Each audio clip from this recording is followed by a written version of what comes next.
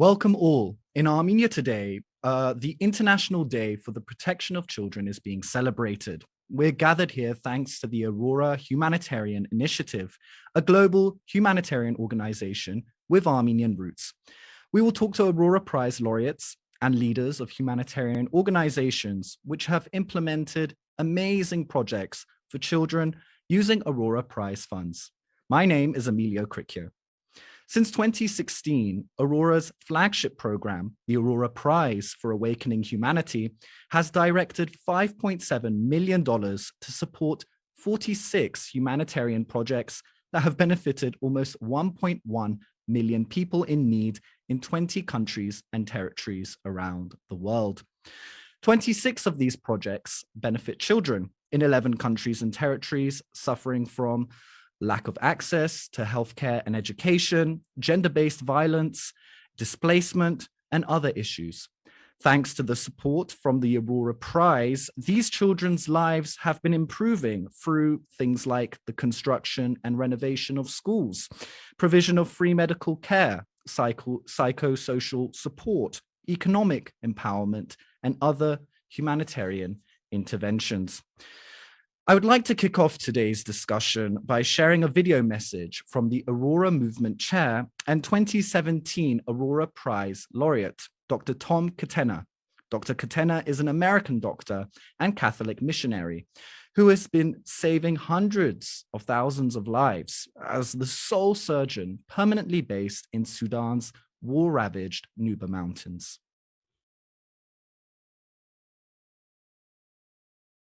Hi, everybody. This is Dr. Tom Catena. I'm talking to you from the mountains of Sudan. And I want to welcome everyone to this Aurora Dialogues on this International Day for the Protection of Children.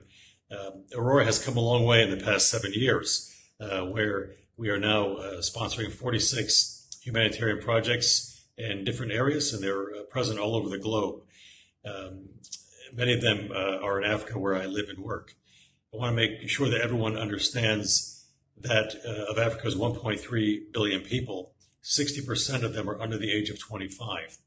And as we look forward in the future, we have to be very well aware that the future workforce for the world, this is not just for Africa, but probably for Europe and for Asia and for the US, will come from those youth that are currently living in Africa.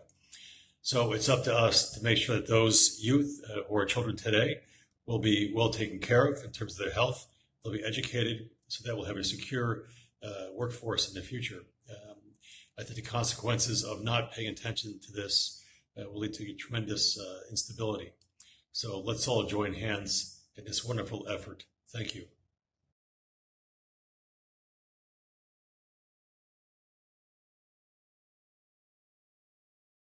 Now, I'd like to quickly go over how exactly the Aurora Prize works. It's a $1 million award, but the laureate only receives 10% and instructs Aurora to distribute the rest among several humanitarian organizations so that they can continue this gratitude in action movement by expanding support to thousands of people in need. This is how Aurora is unique and dissimilar to other programs. So in this logic, Dr. Catena, as the prize laureate, instructed Aurora to direct 90% of the award funds to 3 humanitarian organizations, one of which, the African Mission Healthcare, used almost all awarded funds to save and help children in need. Dr. John Fielder, who heads the African Mission Healthcare, was scheduled to participate in today's discussion as well. But he had to travel to Sudan at urgent request by Dr. Catena and is now helping Dr. Catena in the Nuba Mountains, where the internet connection is not exactly great. Now, I'd like to turn to Emily Warren. Emily, thank you very much for joining us today. Thank you for having me.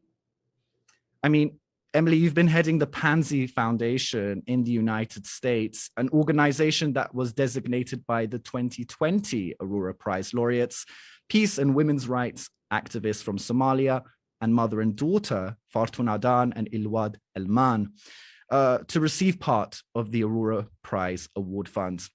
I know that you, together with Dr. Dennis Mukwege, an Aurora Humanitarian, but also a Nobel Peace Prize laureate who founded Pansy, are doing incredible work to save and rehabilitate some of the most destitute children, and particularly girls.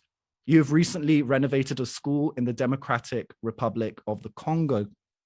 Can you please tell us more about this and some of the other initiatives that Pansy has been working on?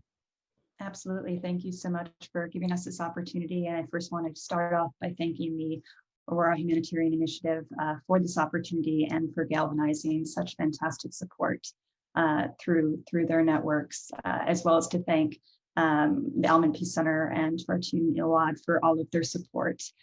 Pansy Hospital and Foundation is a center of excellence for survivors of sexual violence in the Democratic Republic of Congo. It was actually founded as a center of excellence for maternal health in 1999, but unfortunately that was when the Second Congo Wars were raging and rape was beginning to be used as a weapon of war. So our hospital quickly pivoted to focus on complex gynecological surgeries for women and girls who have sustained brutal injuries as a result of these rapes. We recognize that medical treatment is not enough to help these women and girls rebuild their lives because rape is so heavily stigmatized in Congo. Many of them no longer have homes to return to, or if they have been abandoned by their families. So one of the things that we do is we implement a 4-pillar holistic healing model that combines medical treatment with access to psychosocial support therapy, socioeconomic reintegration opportunities, as well as access to legal services. Our work with the Aurora Humanitarian Fund, and in particular regarding the renovation of the schools, is in relation to that socioeconomic pillar. We recognize that one of the reasons why rape is so heavily used as a weapon of war is because of the vast mineral deposits, estimated 70 trillion in untapped mineral deposits within the Congo, and that armed militias are essentially battling for control in areas where these resources are located. So we're recognizing the intersection of violence against the earth and violence against women and children, and in particular in artisanal mining communities where children are working in dangerous and unregulated conditions because they have no other access to socioeconomic opportunities. They do not have access to school, they do not have access to other safe forms of jobs, and they shouldn't even have jobs in the first place, right? Their children, their first priority should be education. So with the Aurora Prize funds, we've been rehabilitating 2 schools so that we can remove these children from the dangerous working conditions that they are in, introduce them to formal schooling, ensure that they have the clothes, the food, the education, the therapy that they need within those schools, and then also working with their parents to ensure that their parents are also not being forced to work in these mines, which are also hotbeds of violence and instability, forced prostitution, sex work, and whatnot. So we connect them to job skills training and things like animal husbandry or other job skills that are appropriate for their community.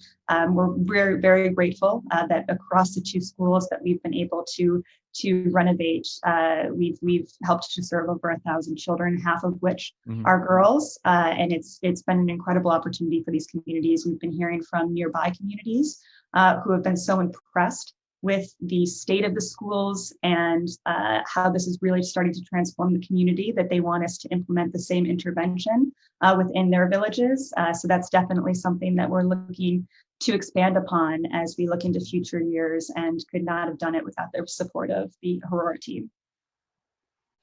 And I mean, with the scale of the humanitarian challenges going on right now in the world, I'm wondering, how do you stay motivated? How do you stay determined? And could you possibly give an example of any kids or youngsters that helped you stay motivated? So I will say I'm actually in this question not really going to speak from myself and more on behalf of my incredible colleagues in Congo. It's very easy for me to stay motivated, and I'm here in my home in Washington and recognizing the real privilege that I have. These are my colleagues on the ground in Congo are the true heroes, and they face every single day with such humility and grace. I mean, 30% of our survivors that we see are minors. The youngest survivor that we've ever treated has been 6 months old. This is really a depraved form of humanity that they face every single day. And I know that they always say, when I ask them the same question, where they get their strength from, they get it from the survivors. That these women and girls are so dedicated to wanting to rebuild their lives and to thrive, not just to survive.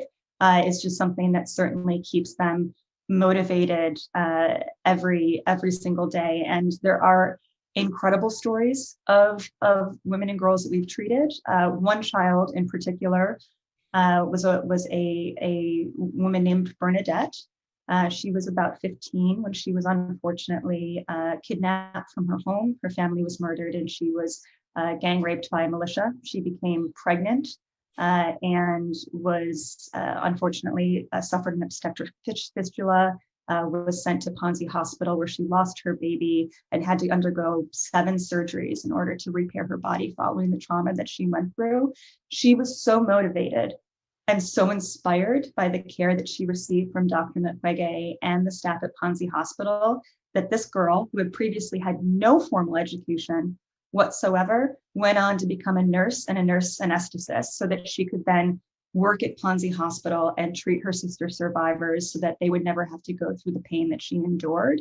And I cannot think of a more inspiring story than that, of not only just wanting to move on and have a successful career in a life, but also then to dedicate the rest of your life back to helping children like yourself and women who have suffered is truly tremendous. And it's stories like that I think keep everybody motivated and going.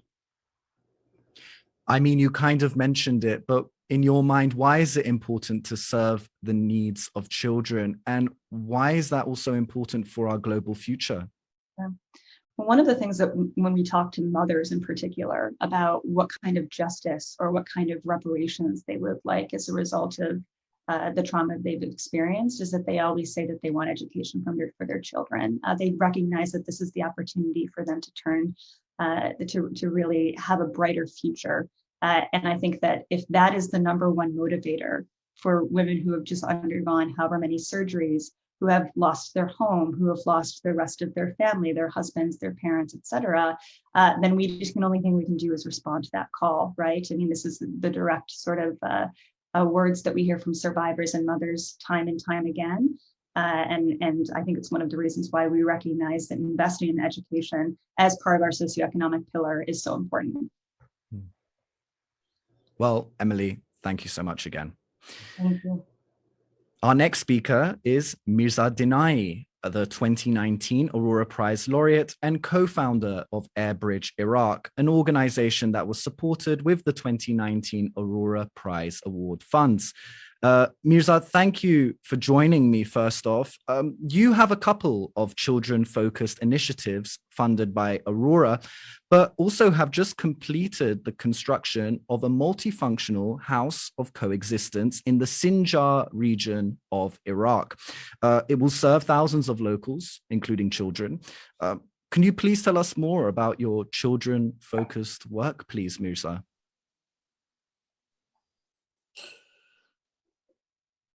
Thank you very much, Emily. First of all, I would like to congratulate all children in the world in their International Day. Unfortunately, we know and see the suffering of the most vulnerable group in the humankind family, which are children and then women who are suffering from all our mistakes, the mistakes of the adults. So actually, our organization, Airbridge Iraq, has started 14 years ago with treating of children. Therefore, as children are something important in all our activities during the last 14 years. And specifically, the Aurora grant, as we have allocated the Aurora grant to the organization, we decided to implement a specific program for rehabilitation and social educational program for previous child soldiers who were suffering from the captivity of ISIS for several months and years. And then we have implemented that project. You see in the screen that small picture of that. We had a special group of 25 previous child soldiers who have been rehabilitated in the during this period. But besides that, we established also with the Aurora Grant a multifunctional cultural house, called it House of Coexistence, which was and will be actually a platform, especially to take care on the young people and for peace building. But children will be also an important part of our interest and our projects. Besides that, we are supporting a special school for children with disability in the city Samara, is another city in Iraq with the majority of Arabs. So we wanted, just like the message of Aurora, to distribute this Aurora grant to all components of Iraq, regardless to their ethnicity or religion or the social group. But children are the most important beneficiaries in our programs, in the whole programs. And Mirza, obviously, the Sinjar region saw, devastating violence during the Iraqi war, and the Yazidi people also saw significant persecution. How do you stay motivated and determined considering these humanitarian challenges? And can you maybe give an example of a youngster or a child that helped you stay motivated and determined?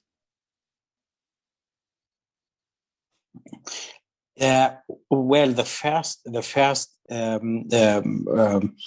issue is that if you start humanitarian work, it's just like a one-way path.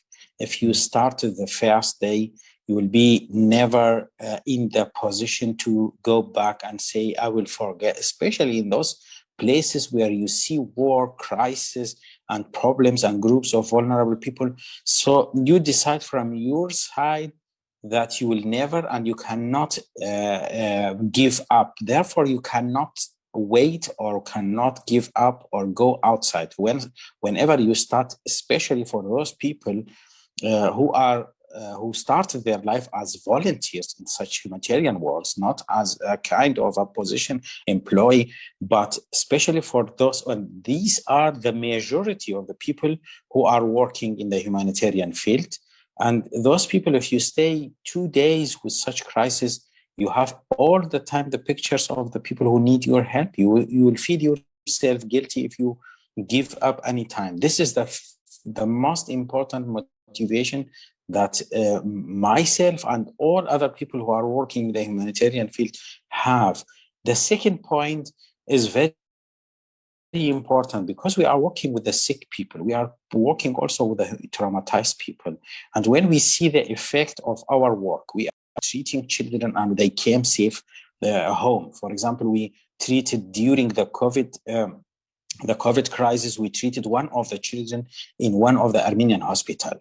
And this child, we saved her life. So if you see the effect of your work, that you are saving lives, especially the children, so it is motivating you. For particular groups of Daesh victims, for example, some of our children, they finish the school, they are very clever, and some of them who were beneficiaries of our program in 2015, for example, now they are joining universities in Germany. So we see this effect, therefore it is motivating you every time. And if you somehow theoretically think that you are giving up, you will feel yourself guilty, because you will say, if I give up, I will take the opportunity of the treatment, the opportunity of saving life from other people who need my help. This is the most important thing in the volunteering work. And in terms of helping children, providing aid to children, what sort of importance do you see in that? And why is that in turn important for our global future? The next generation they are future of the human being. I think we need, as the generation of adult people, we need to bring the message of humanitarian in our life. Any child, any one of us who has experiences in his childhood that some people in the time where he lost the hope, sometimes lost the families by orphans. So in that time, they find a hand that helping him and saving his life and bringing him to the normal life he will never forget. He will start also in his life to build up. So this is a kind of just like a chain of helping, a chain of giving and to the next generation. Therefore, it is very important to save the life of children. It is very important to have a good future for the children, because it is our future and the future of the human being on this globe. Okay, well, Mirza, thank you again for your time. Our next speaker is Veronique Peterbrook-Merlot. Veronique, hello, and welcome to our digital stage. Hello. So Veronique is heading the Fondation Jean-François Peterbrook, an organization that was designated to receive part of the 2016 Aurora Prize award funds from Marguerite Barankitse, the inaugural Aurora Prize laureate from Burundi. Veronique, your foundation has done a tremendous amount of work in Rwanda and the Democratic Republic of the Congo, helping thousands of people there, and specifically hundreds of vulnerable girls. Can you tell us a bit more about your work in these countries? Yes, of course. The first time I went to Congo, it was for an NGO. It was not yet the Fondation Jean-François Peterbrook. And when I arrived in that country, I realized it was a tremendous difficulties, enormous difficulties. And so when I came back from working from this NGO, I met Maggie, in fact. And I realized that a lot of girls in that country were very, or abused, working in a lot of difficulties, tremendous difficulties, poverty, and so on. And so with the advice of Maggie at that time, it was in 2005, just before the creation of the foundation, we decided to develop a project in the same idea as Maggie was doing, in fact, in Burundi. That's mean not doing especially orphanage, but giving the possibilities of these children to go back home peacefully also, because we know that there is, we don't feel it so well in Congo, but it exists. There is a lot of problems between tribes, especially we know in Rwanda, in Burundi, but also in Congo. It's just to learn how these children can live together and respect each other. So that's why we create Inuka in Congo, when we welcome girls with their siblings, having a lot of girls having a lot of difficulties, poverty, abuse. And so we welcome them for 3 months, giving them back some confidence, putting them at school, having help of psychological people also. And then after these children, they are reintegrated in very nice families. So yes, we support a lot of children by scholarship, also a lot of scholarship, but also about food, helping, giving them, feeling more self-confidence and all of that. So now it's 16 years now that we are working in Congo. And now with Maggie, we are working also in Rwanda, especially in the refugee camp. There is, we know that the Burundian situation is very, very hard. So a lot of young people just arrive in these camps. There is one camp in Rwanda having 70,000 people. And yes, they have the opportunity there to follow some classes about computer, about, how can I say, to do needles and all of these things. Some of them were were coming from university from Burundi, but they had no more diplomas. So we succeed to reintegrate these young people in the Rwandese university. So all these people now, they have a future in front of them, but there is always some more work to do. It's never enough. So Veronique, before we get back to my questions, we also have a great video reel from one of your project locations in the Democratic Republic of the Congo. So let's have a watch. The legacy of the Civil War continues to ravage the Eastern Democratic Republic of the Congo. Sporadic massacres in the countryside, crumbling infrastructure, and record rates of violence against women and children have exacerbated an already dire humanitarian crisis. Most of the children are suffering from the consequences of war, and Inuka is there to host the young girls and then brothers and sisters. When you see what's happening in the world today, all the nationalism coming back, Armenia showed with this prize that no, we are brother and sister for the world also, and it's very important to help each other also, because that's the way the world should be, in fact.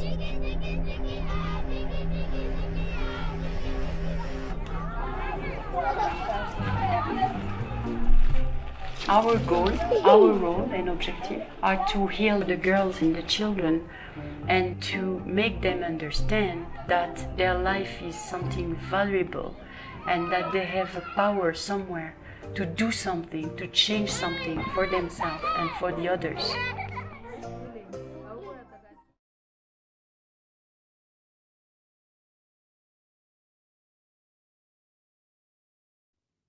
So Veronique, you have not only received funds from Aurora, but you are yourself a big donor for Barranquilla, Marguerite Barranquilla, and very recently for Aurora itself, having supported humanitarian projects in Artsakh when help was most urgently needed. So what a great example of that gratitude in action concept.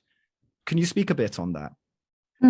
I hope my English will be good enough to speak. It's very good. For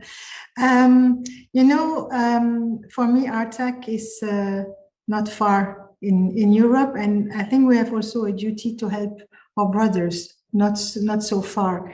And I was very touched about what is happening with Aurora Prize, how they diffuse, all this message. And I say, okay, our duty also is just to help Aurora to continue his work and to be concerned about what's happening in Armenia and all the problems, they face. So that's why we wanted to contribute also of this reality. And I mean, as I've asked the other participants, with all these numerous humanitarian challenges, how do you stay determined and motivated? And could you possibly give an example of a youngster or a kid you interacted with or you know of that helped motivate you? I'm always very touched about what's happening about the children and the young generations, because they are the future of our world. It's very essential to be concerned about this new generation. And I think we are always thinking about wrong things happening in the world. When you open a newspaper and so on, everybody thinks, oh, this is a problem, this is the world, there's many things. But there's many, many good initiatives happening. And it's very important to put them in light.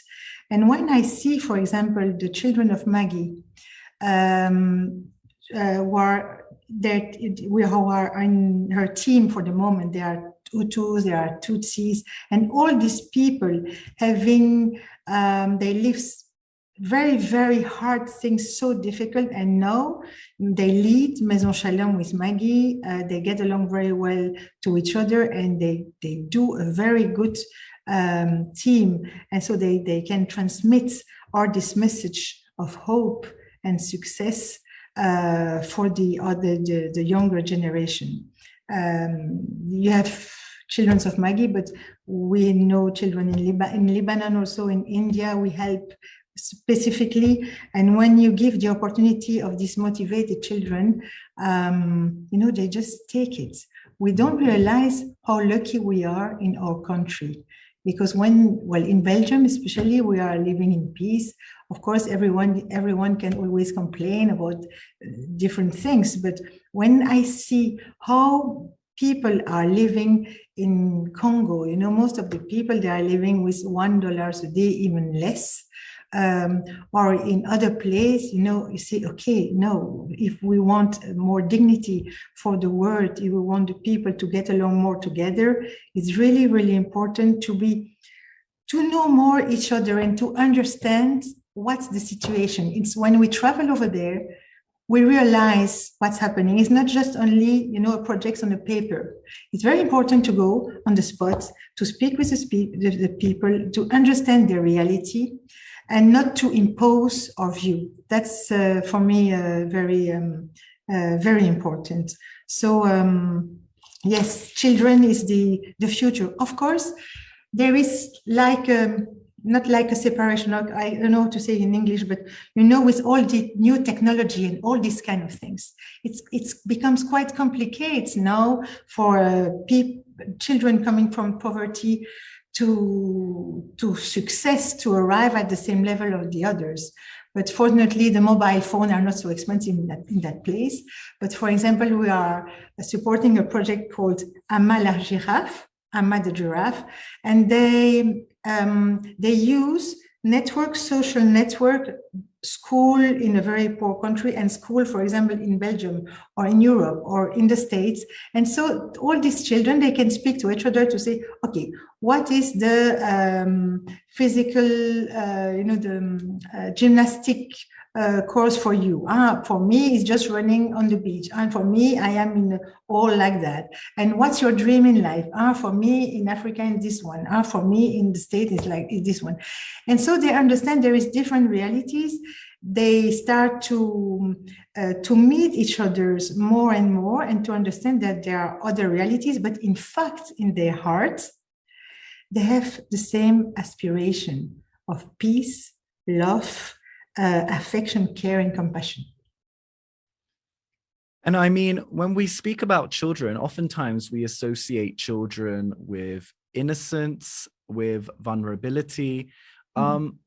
Why do you think these, projects which are aimed at helping children are important, and why are they in turn important for all our futures and for the future of this planet, of Earth?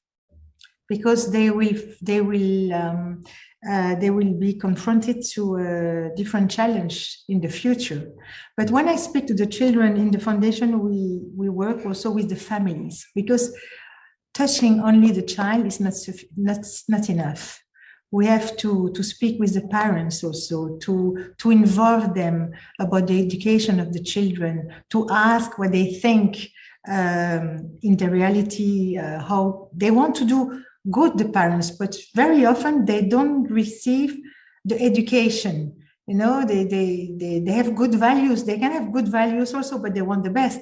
So it's very important to include them with the children. So when the children, they are included in this kind of project, they can be leaders for other projects. Even if we touch 1, 2, or 3 child, he can be a leader with this value on this way of this new way of hope, and he can transmit it to others.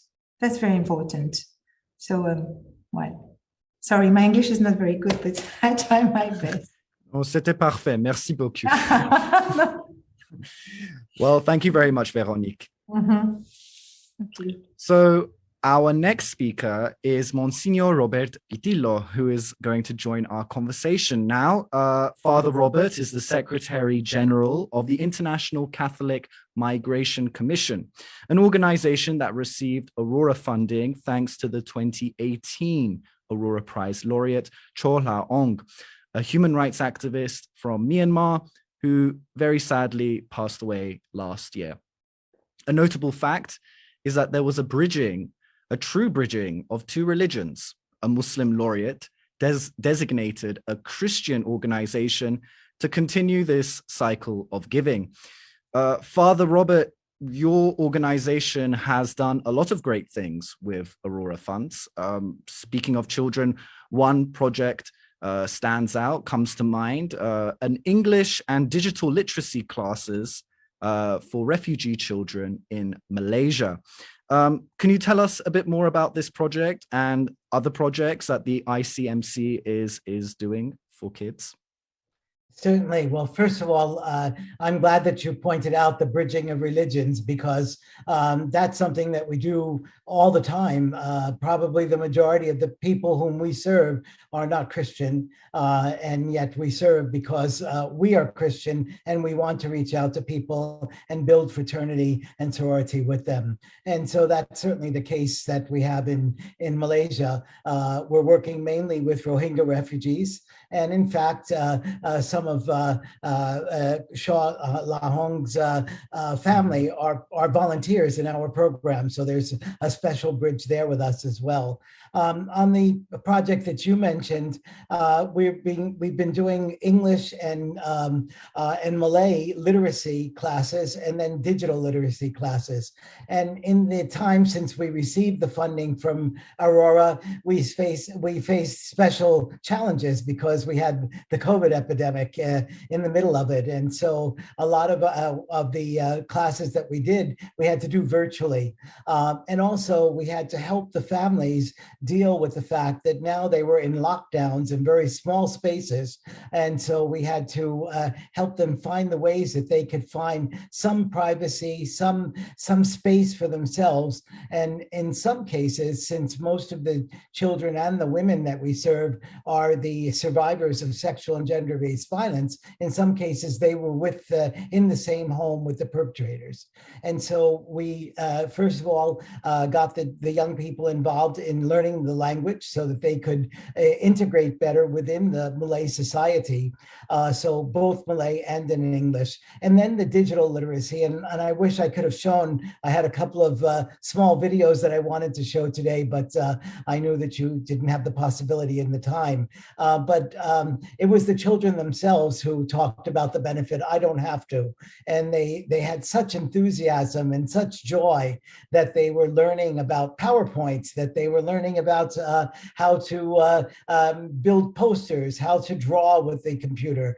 And so it was a whole new aspect of life for them. And of course, as young people, they adjust to this technology much better than many older people do.